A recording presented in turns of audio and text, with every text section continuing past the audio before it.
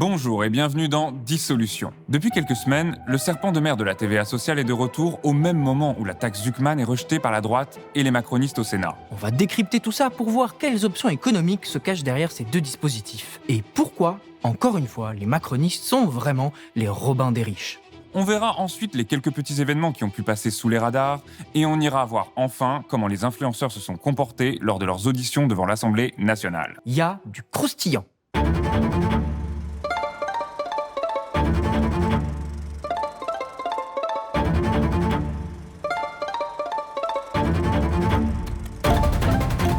Je dissous donc ce soir l'Assemblée nationale.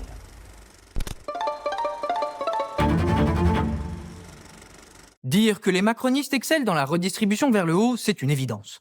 Ça fait des années qu'on le voit. Mais il faut leur reconnaître un vrai talent pour inventer de nouveaux moyens d'enfoncer les pauvres et d'enrichir les riches sans en avoir l'air. Le point de départ de tout ça ?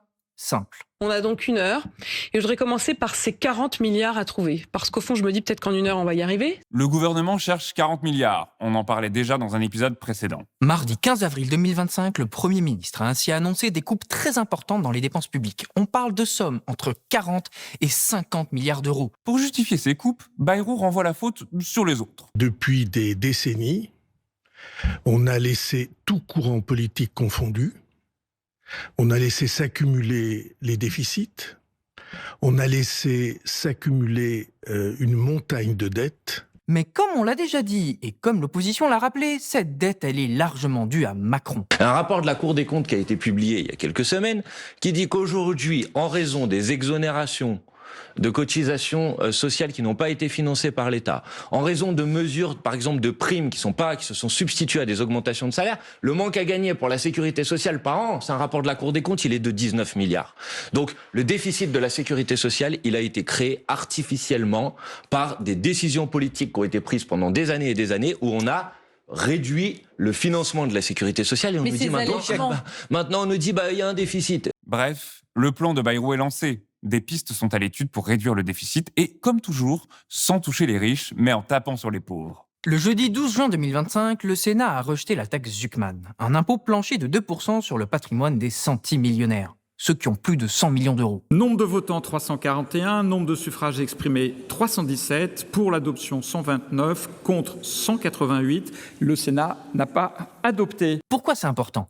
Eh bien, comme le dit Yannick Jadot... Jadot ? Attends.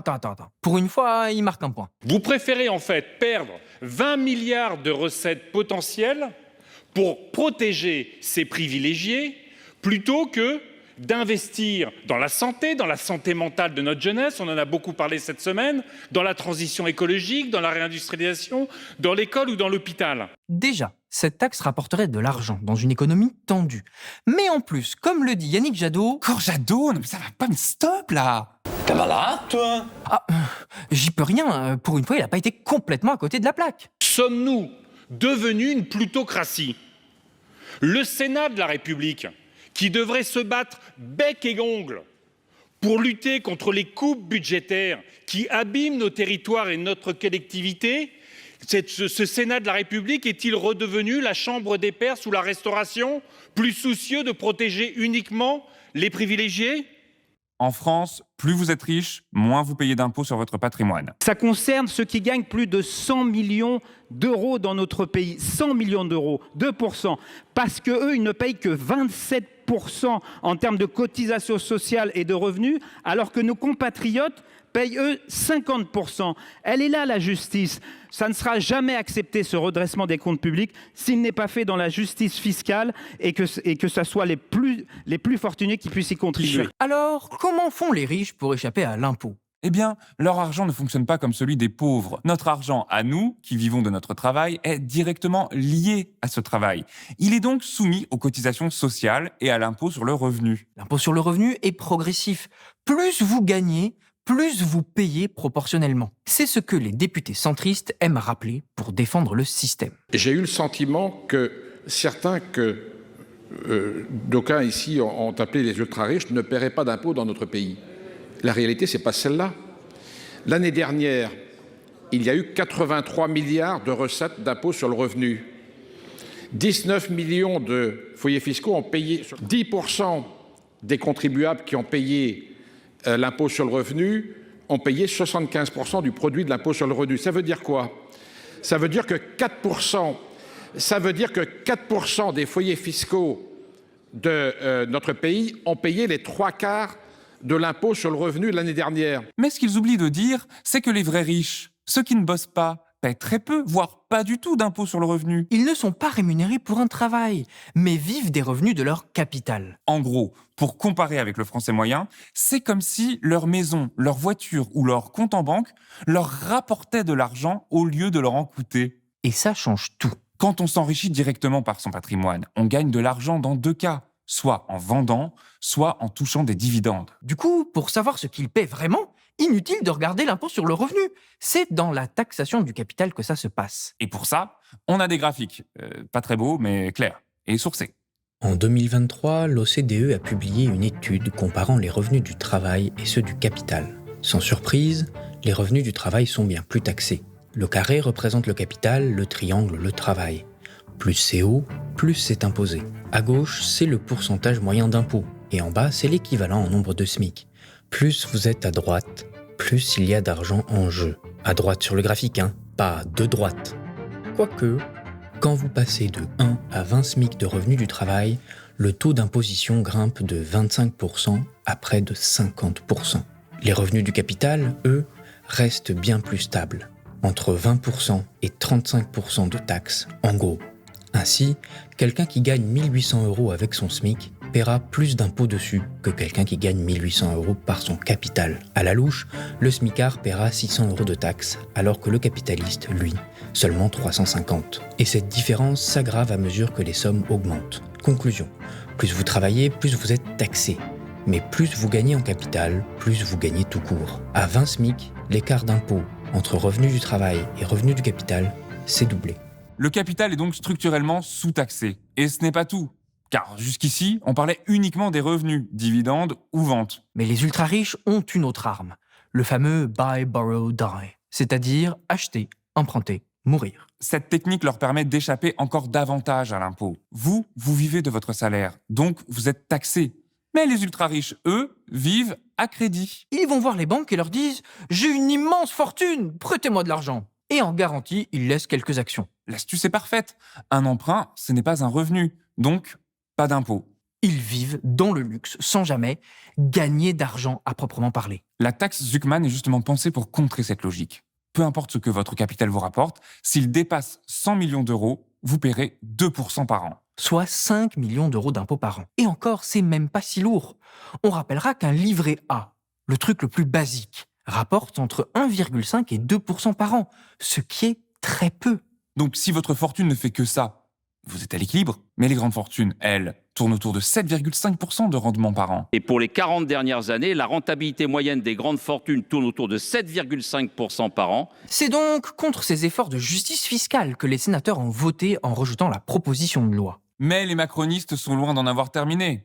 On peut toujours faire pire. Alors, comme option de sortie, Bayrou a joué dans l'ambiguïté. Je ne ciblerai pas une catégorie de Français à l'exclusion des autres. Oh, comme c'est beau les promesses d'égalité d'un macroniste. Mais, comme un sénateur PS l'a fait remarquer, la Déclaration des droits de l'homme et des citoyens ne parle pas tant d'égalité fiscale que d'équité fiscale. Comme le dit l'article 13, une contribution commune est indispensable. Elle doit être également répartie entre tous les citoyens en raison de leurs facultés. On a évoqué la question de la constitutionnalité.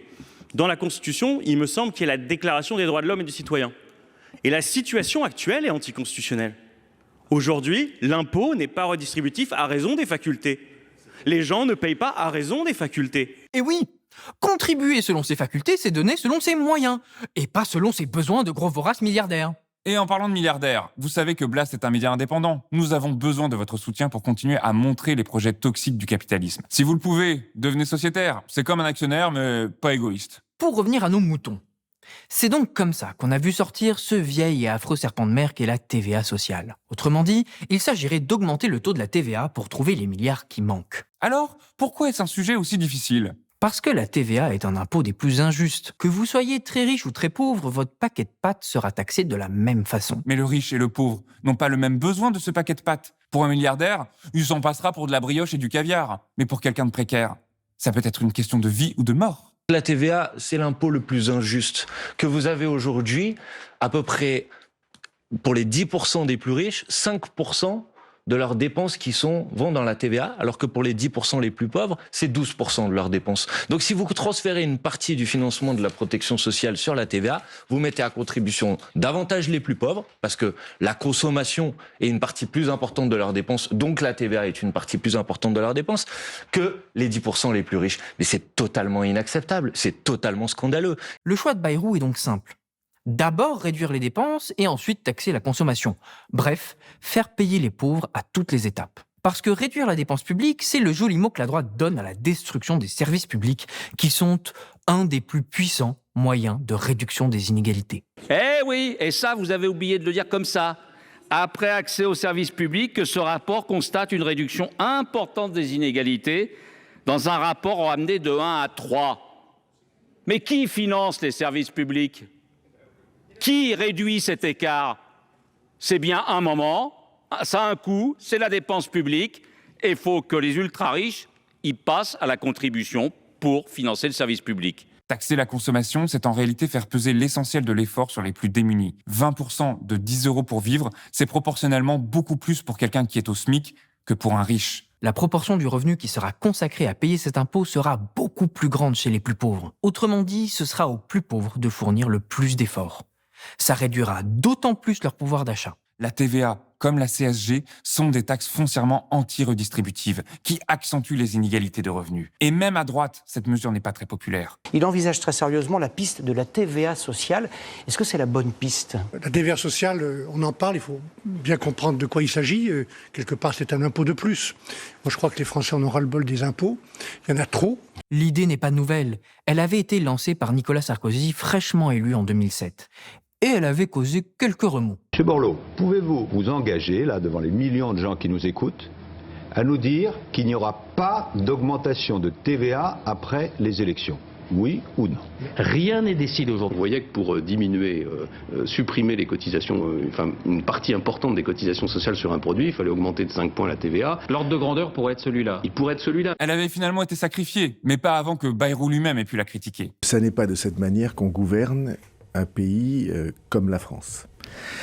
Ces mesures de dernière minute annoncent une hausse de la TVA qui n'aura aucun effet sur le coût du travail, aucun effet sensible sur le coût du travail. On espère que Bayrou du présent se souviendra de Bayrou du passé, mais connaissant le bonhomme, c'est pas dit. Nous avons adopté un texte sur... que je dise pas de bêtises sur le titre exact du texte.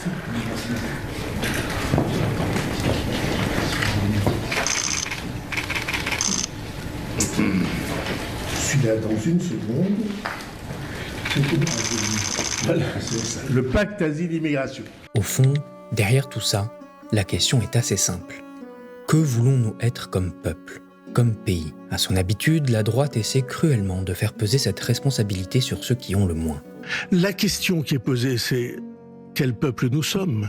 Est-ce que nous sommes des individus qui décident que peut-être il y a un effort nécessaire, mais pas pour eux? Tous les éléments de langage de l'exploitation capitaliste sont là. Ce qu'il faut vraiment éviter, c'est de monter les Français les uns contre les autres.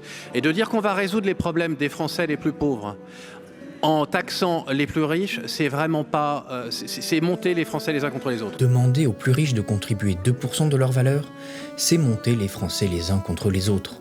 Mais augmenter la TVA pour tout le monde, c'est un effort nécessaire pour tous. Derrière ce paravent d'égalité se cache l'aggravation des inégalités sociales. Il y a des centaines de milliards qui échappent purement et simplement à l'impôt chaque année. Alors, quand la gauche menace de s'y attaquer, ils sortent l'excuse classique. La gauche les victimise et ils en souffrent beaucoup. Le Sénat, justement, résiste à toutes les pressions, y compris des lobbies, y compris aux pressions que vous nous imposez depuis une semaine, les mails reçus chez tous les sénateurs pour les pousser à voter. Et ça n'est pas acceptable. Quelques mails envoyés à des sénateurs, un happening devant le Luxembourg et le bourgeois tremble. Il halète, se réfugie dans les lieux de pouvoir pour éventer le complot auquel il a failli succomber. Il met en scène sa propre persécution, se place en martyr d'une gauche sanguinaire et qui dérape. Monsieur Jadot, je pense objectivement que vous avez un tout petit peu dérapé, que vous dites que les sénateurs de droite, ou que le Sénat en général, pourrait défendre les milliardaires et que c'est uniquement pour ça qu'ils s'attaqueraient à cette loi ou qu'ils ne la voteraient pas, je pense que vous êtes dans la pure caricature. Et quand vous dites dans quel régime nous vivons, est-ce qu'on vit en plutocratie? Non, monsieur le sénateur, mon cher collègue, nous vivons en démocratie. À côté de cette gauche folle et cruelle, la droite sait se placer en force de raison. Elle appelle, elle, toujours, au calme et à la sérénité. Ce qui est important, c'est qu'on ait des débats sereins. Dans cet infâme ballet, la chorégraphie droitière est bien connue. Et la main du capitalisme ne tremble pas. Elle connaît l'exercice. Abyssus abyssum invocat, comme l'abîme appelle l'abîme, l'argent appelle l'argent. Toujours plus d'argent. Pour ces croyants, c'est leur nouveau dieu. Ils ont une nouvelle religion, le capitalisme, et de nouveaux prophètes, les ultra-riches. Leurs prêtres sont zélés à défendre leur message sacré. Herbert Marcuse le montre dans L'homme unidimensionnel, en réduisant nos vies, nos perceptions de la société, nos objectifs et nos constructions mentales à leur importance monétaire, le capitalisme et sa société consumériste nous enchaînent à des objets sans valeur. Loin de nous libérer des contraintes matérielles, le consumérisme nous donne nos chaînes dorées. Que sont ces immondices qu'on achète avec frénésie dès qu'une nouvelle collection est sortie, produite sur le dos d'autres humains qui, eux aussi, n'aspirent qu'à gagner mieux que le voisin. Cette vie unidimensionnelle nous empêche de lever la tête et de regarder les rapports de pouvoir que le capitalisme cache par le consumérisme. Le moindre effort demandé au capital est un crime de lèse-majesté, même quand il permet de produire encore plus de capital. Le capital est devenu un dieu intouchable qu'il faudrait préserver, quitte à emporter tout le monde avec lui. Ces dispositions d'un esprit malade bavent dans toute la société. Mais les masses restent asservies par les chaînes consuméristes pour que les sacrifices soient toujours faits par les pauvres. Au fond, ils sont là pour ça. Que ce soit pour aller faire les guerres, pour les subir ou les payer. Les riches, eux, vendent les armes, prennent le pétrole et exportent la liberté. Après ce menu bien chargé en macronerie, on reste sur la même lancée pour voir les quelques petites infos qui ont pu passer sous les radars.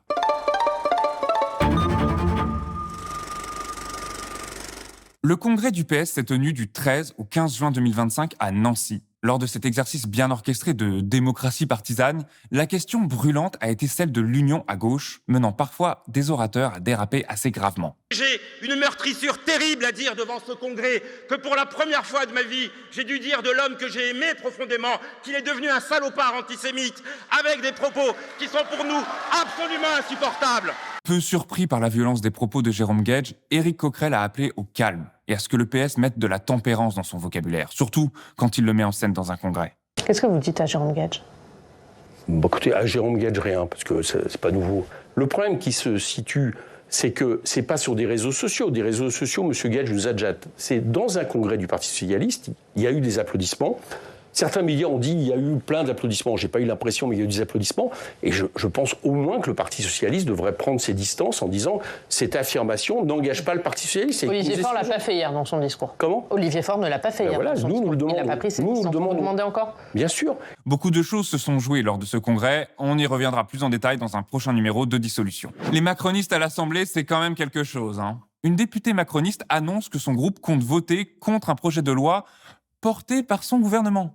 Notre vote contre de ce texte n'est ni un reniement ni un refus de la simplification. En effet, le texte a pas mal été changé par la droite et l'extrême droite pour revenir sur les maigres conquêtes écologistes des macronistes. Les dispositifs de protection de la qualité de l'air dans les grandes villes, les zones de faible émission ou ZFE ont été supprimés. Le principe dit ZAN pour zéro artificialisation nette, qui protège l'intégrité et la biodiversité de notre territoire, lui aussi, est passé aux oubliettes. Bref, c'est une grande reculade écologique que porte ce texte. Les associations écologiques avaient bon espoir que ce refus des macronistes condamnerait le texte, mais... Voici les résultats du scrutin. Votant 548, exprimé 527, majorité 264, pour 275, contre 252. L'Assemblée nationale a adopté. L'histoire est parfois cruelle. En regardant l'analyse du scrutin, sur les 93 membres du groupe Ensemble pour la République, seuls 64 ont voté contre. le reste votant pour ou s'abstenant. Si le groupe EPR avait voté selon les instructions de son parti, alors le projet de loi aurait été rejeté. Décidément, la liberté de conscience des députés macronistes, c'est vraiment quand il s'agit de détruire notre biodiversité. Quelques nouvelles judiciaires pour finir. D'abord, François Fillon a définitivement été condamné dans l'affaire de l'emploi fictif de sa femme Pénélope, dans laquelle des centaines de milliers d'euros d'argent public ont été détournés au profit de sa femme. Il a ainsi été condamné à 4 ans de prison avec sursis, 375 000 euros d'amende et 5 ans d'inéligibilité. Il a donc échappé à l'année de prison ferme dont il avait écopé en première instance et en appel. Et deuxième nouvelle judiciaire, puisqu'on parle de mecs de droite condamnés à de la prison, cerise sur le gâteau. Bonjour, je suis Nicolas Sarkozy. En application de la loi, Nicolas Sarkozy a été radié de la Légion d'honneur et de l'Ordre national du mérite, car il a été définitivement condamné à de la prison ferme. C'est le second chef d'État français, après Philippe Pétain, à avoir subi ce sort. Vous vous rendez compte ? Les deux têtes de l'exécutif sous Sarkozy sont des délinquants. On souhaite donc à Sarkozy un avenir radié. Depuis quelques mois maintenant, l'Assemblée nationale s'est dotée d'une commission d'enquête sur les dangers de TikTok sur les mineurs. Présidée par le député PS Arthur Delaporte, sa rapporteure et la députée macroniste Laure Miller. Ils ont fini par auditionner des influenceurs connus comme Adé Laurent, le couple Tanti ou encore Nasdaq. Les échanges ont été éclairants. Des fois, TikTok, il peut y avoir des contenus qui ne sont pas forcément faits, effectivement, pour des très jeunes. Mais TikTok, je sens, il me semble que c'est interdit aux moins de 15 ans, c'est ça, quel est l'âge ? Ça va frérot ? T'as pas l'air bien là quand même, hein ? Parler des influenceurs, c'est une chose difficile, sans tomber rapidement dans la critique un peu facile et superficielle de la figure du beauf ou pire, du demeuré, comme certains d'entre eux l'ont fait remarquer. Parce que je viens de la télé-réalité et que je suis acteur de films pour adultes, on me méprise en me qualifiant de beauf, comme si par définition tout contenu populaire était sexiste. Alors bon, Adé Laurent, c'est pas non plus le meilleur exemple. Je faisais du basket. Je faisais des shoots à 3 points. Et j'ai mis en commentaire, on vise le trou avec respect. Donc, un majeur peut sûrement rigoler, comme monsieur, et un mineur va voir un mec, tout simplement, qui joue au basket. On rappelle qu'une plainte pour viol a été déposée contre lui en 2024. J'ai visité un espace où il y avait des éléphants. Donc j'ai pris une vidéo avec un éléphant et j'ai dit « un concurrent sérieux », avec la métaphore de la trompe. Voilà. Ça vous fait rire, monsieur ? C'est marrant. Mais je peux comprendre que des gens n'apprécient pas. Ce manque de formalité, ça fait pas bon genre, c'est sûr. Mais est-ce que c'est si important que ça ? C'est moins sûr. Il ne faudrait pas que derrière ces critiques sur la façon dont ces personnes se présentent, on court-circuite les vraies questions qui se posent sur leur métier et la façon qu'ils ont de l'exercer. Autrement dit, il faut prendre au sérieux les influenceurs, même si eux ne le font pas toujours. Sur TikTok et sur YouTube, les conditions... Excusez-moi, je vais finir. Laissez-moi finir, s'il vous plaît. Vous changez de sujet. Je vous demande de me laisser finir. C'est moi qui mène l'audition. Je suis président de la commission d'enquête. Je vous demande de me laisser finir. Je suis président. Excusez-moi. Excusez-moi, on va couper le son de monsieur Etienne, s'il vous plaît, si vous continuez. Voilà. Donc je finis mon propos, s'il vous plaît. Je vous disais... Au revoir, monsieur. Voilà. Bonne journée. Je finis mon propos.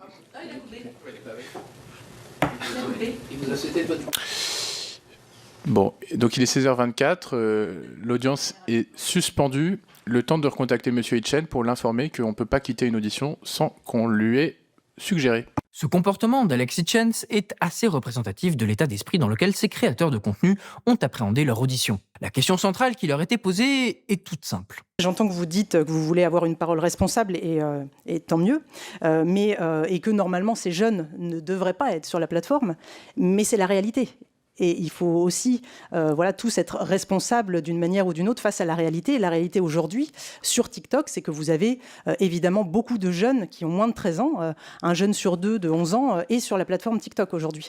Et donc c'est une réalité. Et cette réalité, vous devez y faire face et peut-être réagir d'une façon ou d'une autre. La réponse des influenceurs va peut-être vous étonner. Pour moi, pourquoi les réseaux sociaux ne demandent pas une pièce d'identité, par exemple, un justificatif, le passeport avec la tête à côté, avant de créer un compte, par exemple. Je ne sais pas, après, ce n'est pas de mon domaine, mais ce que je veux dire, c'est que je suis d'accord avec vous sur le fait que les enfants de moins de 13 ans, et si ça ne tenait qu'à moi, ce serait encore plus tard. C'est pas leur métier ? Laurent Vogetta a quand même rappelé qu'ils n'étaient pas sans outils pour contrôler leur public. Est-ce que vous savez que sur cette plateforme, il y a des outils qui vous permettent de restreindre votre audience et d'en exclure toutes les personnes qui sont identifiées comme étant mineures, de moins de 18 ans. Et est-ce que vous avez déjà utilisé ces instruments sur vos contenus classiques, pas les contenus pornographiques, sur Insta, TikTok, etc. Au fond, la réponse de tous les influenceurs interrogés a été globalement la même. Si vous trouvez qu'il y a des effets psychologiques sur les mineurs sur TikTok, et qu'il faut par exemple augmenter l'âge d'accessibilité, eh ben je serai le premier à être de votre côté. Mais pour l'instant, quelqu'un de 13 à 18 ans a accès à TikTok. Donc moi, je suis un simple usager qui essaye de respecter les règles de TikTok. Bref, eux, ils sont pour ce genre de limitation et de contrôle, mais ce n'est pas à eux de le faire. Ils ne sont qu'usagers de la plateforme. Alors, la commission s'est penchée justement sur leurs usages. Sur cette plateforme, que font-ils? Ont-ils un recul sur leurs propres pratiques? Manifestement, non. Qui est le plus chiant? Qui est le plus jaloux? Qui est le meilleur en maths? Qui est le meilleur en français? Je ne suis pas du tout en train de noyer mes enfants, c'est juste une trend où on demande par exemple lequel des deux mange le plus de chocolat. Et celui qui va manger le plus de chocolat, je lui moule le visage. Mais je veux dire, je ne suis pas en train de noyer mon enfant non plus. Après, cette vidéo-là, en l'occurrence, éventuellement, je ne m'étais pas posé la question dans l'autre sens comme vous venez de le faire. Peut-être que d'autres parents le reproduiraient d'une mauvaise manière. Et ça, effectivement, mais mis à part cette vidéo-là, éventuellement, et encore, je trouve vraiment pas ça humiliant pour le coup, je trouve ça très rigolo. Les autres vidéos, je vois absolument pas l'humiliation, quoi. Et ça vaut même pour le cœur de leur activité professionnelle, le placement de produits. Il y a 3 jours, vous avez fait une nouvelle collaboration commerciale avec vos enfants. Pour le coup, vous allez gagner de l'argent en ayant mis en scène vos enfants avec des vêtements de marque Shine. Pour le coup, voilà, ça respecte pas le cadre légal. Alors là, encore une fois, je vous redis que, donc je vous réexplique que j'ai appris avec vous il y a donc 10 minutes qu'à partir du moment où il y avait écrit collaboration, mes enfants ne pouvaient pas apparaître. Je l'ai appris, c'est vous qui me l'avez appris, il y a 10 minutes. Ce que je voulais dire, c'est qu'on a déjà été contrôlé par la DGCCRF. D'ailleurs, j'ai eu une amende, ça s'est su publiquement. Et du coup, avec des personnes avec qui on s'est très bien entendu et qui nous disent qu'est-ce qu'on peut faire et qu'est-ce qu'on ne peut pas faire. Et ils ne nous l'ont pas dit. Donc nous, on respecte les lois qu'on nous donne. C'est vrai. Mais si on ne nous les donne pas, malheureusement, on ne peut pas les respecter. Donc c'est dans la loi. Bref, ils savent pas, c'est compliqué. Ce qu'on voit surtout, c'est que ces plateformes n'encouragent pas leurs créateurs de contenu à avoir une distance critique sur leur propre travail et leur position, justement, d'influenceurs de la jeunesse. Vous disiez tout à l'heure que vous aviez déjà été banni de TikTok, donc ce qui veut bien dire que certains contenus ont été plus que problématiques, comme vous disiez, mais ont été considérés par la plateforme comme ne pouvant y figurer. Est-ce que vous pouvez nous dire exactement à quel moment vous avez été banni? Exact. C'est une petite erreur de votre part, justement. Les femmes, justement, qui ne sont pas d'accord avec moi, un peu comme vous, j'imagine, signalent les vidéos. Bon, ça peut être aussi des hommes, bien entendu, s'ils ne sont pas d'accord avec moi. Et forcément, au bout d'un certain nombre de signalements, eh bien, que se passe-t-il? La vidéo saute. Ce que cet extrait montre, c'est comment la plateforme gère sa relation avec ses créateurs. Elle sanctionne de manière un peu floue les cas les plus problématiques, mais ces sanctions sont souvent perçues comme aléatoires et arbitraires. Résultat, les créateurs jouent avec la limite, cherchent à être suffisamment provocants pour percer tout en sachant qu'un bannissement peut tomber, mais sans trop y croire. Le système ne responsabilise personne. Les créateurs s'en remettent aux plateformes pour modérer et contrôler leur public, et les plateformes se contentent d'agir à coups de sanctions ponctuelles. Bref, c'est une organisation de l'irresponsabilité. Toutes ces questions sont évidemment très compliquées et on ne peut pas demander aux créateurs de contenu de se substituer aux plateformes et encore moins à l'État. En revanche, on peut déjà leur demander de respecter la loi et peut-être la prudence. Ces questions complexes, évidemment, n'intéressent pas le RN qui préfère jouer au fanzouz. Bonjour Julien, bonjour Manon, je suis Jonathan Géry, député du Rhône. J'avais une question concernant sur TikTok, la question qui peut être posée, c'est-à-dire la large diffusion de vos enfants sur cette plateforme. Et je voulais savoir si ça avait fait un débat entre vous deux, finalement. Ça, c'était ma première question. La deuxième question qui est liée, c'est si vous n'avez pas un peu peur que vos enfants vous en veulent à l'avenir de cette large diffusion sur TikTok. Savoir si Julien et Manon Tanti ont discuté de la carrière de leur gamin et si ça a créé des tensions dans leur couple, c'est vraiment la question du député RN. Voilà pour cette fois. On se retrouve bientôt pour commenter l'actualité politique et parlementaire. N'oubliez pas de liker, commenter, partager, ça permet de diffuser une information libre, indépendante et accessible à tous. Dernier point. À l'heure où nous enregistrons cette vidéo, il reste 18 jours à attendre avant qu'une nouvelle dissolution soit possible. D'ici là, on vous laisse avec cette citation inspirante. L'humanité emploie sans compter tous les individus comme combustible pour chauffer ces grandes machines. Mais pourquoi donc les machines si tous les individus, c'est-à-dire l'humanité, ne sont bons qu'à les entretenir? Nietzsche, Humain trop humain, aphorisme 585. Lorsque tu vas sur une ligne de production, c'est pas une punition, c'est pour ton pays, c'est pour la magie.